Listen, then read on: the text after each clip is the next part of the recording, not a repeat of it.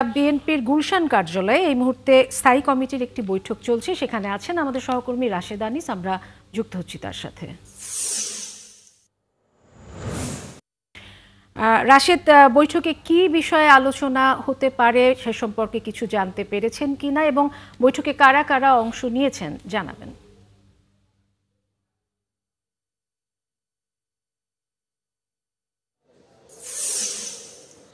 মূলত বুশরা এই যে বৈঠকটি কিন্তু একটি গুরুত্বপূর্ণ বৈঠক, কারণ হচ্ছে বৈঠকটি কিন্তু পূর্ব ঘোষণা সেরকমভাবে ছিল না।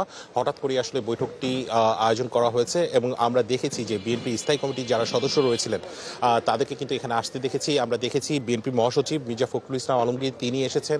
আমরা দেখেছি মির্জা আব্বাস বিএনপি স্থায়ী কমিটির সদস্য তিনি এসেছেন, আমির খসরু তিনি এসেছেন এবং এই যে বৈঠক সেই বৈঠকটি কিন্তু সভাপতিত্ব করছেন বিএনপির ভারপ্রাপ্ত চেয়ারম্যান তারেক রহমান, তিনি কিন্তু আসলে সভাপতিত্ব করছেন। এবং তার পাশাপাশি আমরা যতটুকু শুনতে পেরেছি যে এই যে বৈঠক অনুষ্ঠিত হচ্ছে এটি কিন্তু মূলত বিএনপি চেয়ারপারসন খালেদা জিয়ার শারীরিক অবস্থাকে ঘিরেই কিন্তু এই বৈঠকটি অনুষ্ঠিত হচ্ছে, যেখানে স্কাইপে যুক্ত হয়েছেন